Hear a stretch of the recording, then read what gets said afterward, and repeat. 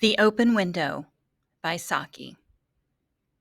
My aunt will be down soon, said the 15-year-old girl. While you wait, you must put up with me. Frampton Nuttall tried to find the right thing to say. He should be polite, of course, but he should seem to want to meet the aunt very much. Frampton was in the country to cure his nerves. His sister had wanted him to meet some people she knew there. If you don't speak to anyone, your nerves will be worse than ever, she had told him. And some of these people are very nice. Frampton didn't think that visits to strangers would help him much. He hoped that Mrs. Sappleton, the aunt, was one of the nice ones. Do you know very many people around here? The niece asked. Hardly anybody, said Frampton. My sister stayed with friends here about 4 years ago.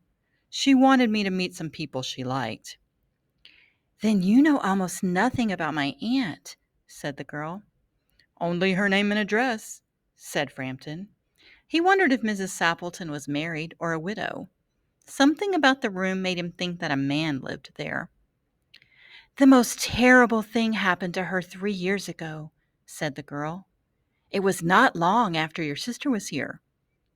A terrible thing? Asked Frampton. Terrible things seemed unlikely in this quiet country spot. You may be wondering why we keep that window wide open on an October afternoon, said the niece. She pointed to a large French window that opened onto a rolling green lawn. It's warm for this time of year, said Frampton. But does that window have anything to do with the terrible thing? It all started when they went out through that window 3 years ago today, the girl said mysteriously.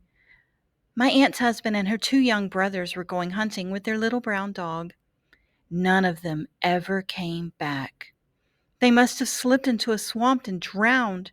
The worst part was that their bodies were never found. Here the girl's voice started to crack. My poor aunt. She believes that they will walk in through that window just like they used to. That's why she keeps the window open. My poor dear aunt. She always talks about the way they went out. Her husband had his red coat over his arm. Ronnie, her younger brother, was singing an old song, My Bonnie Lies Over the Ocean. He did that to tease her. It got on her nerves.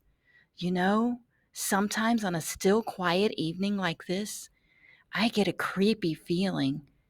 I almost think they will all walk in through that window. She broke off, shaking her head.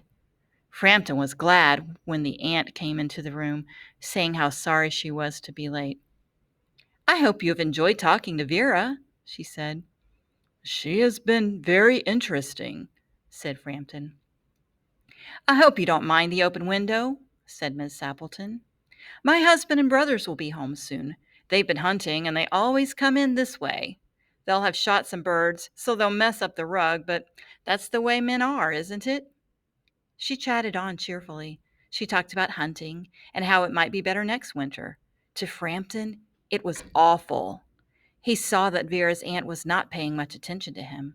Her eyes were on the open window and the lawn.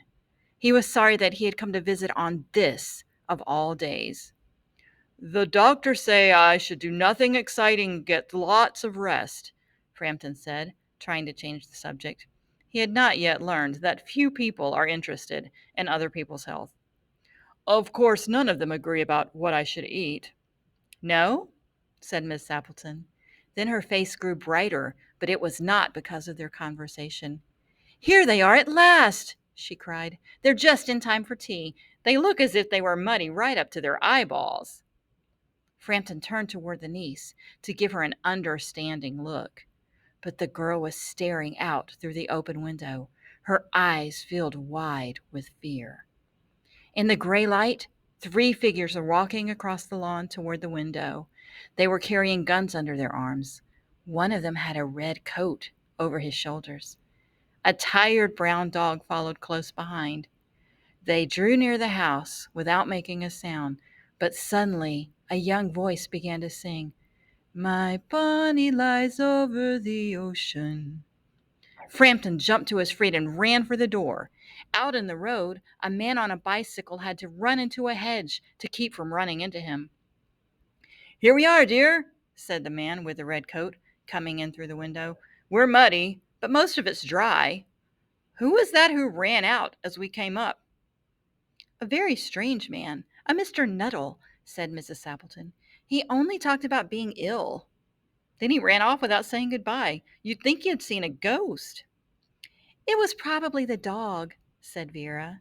"He told me he was afraid of dogs and that once he was chased into a graveyard in India by a pack of wild dogs. He had to spend the night in a grave that had just been dug, and the dogs barked and howled and snapped right above him all night. I'm sure it was enough to make anyone lose their nerve."